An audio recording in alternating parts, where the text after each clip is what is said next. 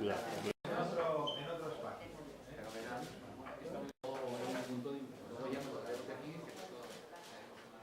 a ir a más. Imaginaros eso.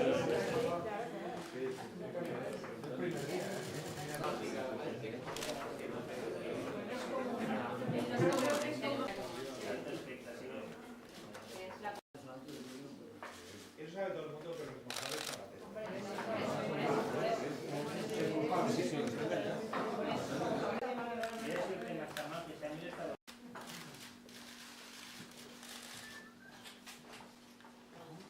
muchas gracias de verdad,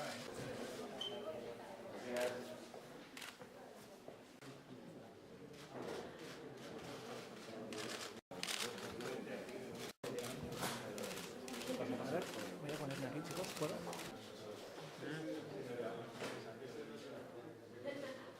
Próximamente crearemos una figura nueva que todavía no hemos definido, que será una figura más próxima a los barrios. Será una persona, evidentemente, del partido, donde irá recogiendo un poco las inquietudes y las problemáticas, y la problemática que hay en determinadas zonas, en determinada comarca, en determinados barrios.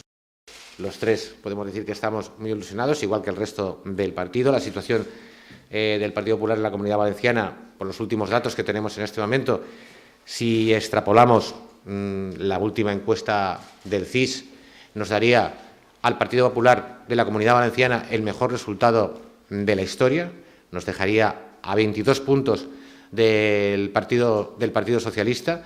Pero bueno, yo soy de la opinión que las mejores encuestas son las que se realizan cuando se pone la papeleta en la urna, y yo creo que los valencianos confían, siguen confiando. Yo creo que no han dejado nunca de confiar en este partido, en nuestro presidente, el presidente Camps.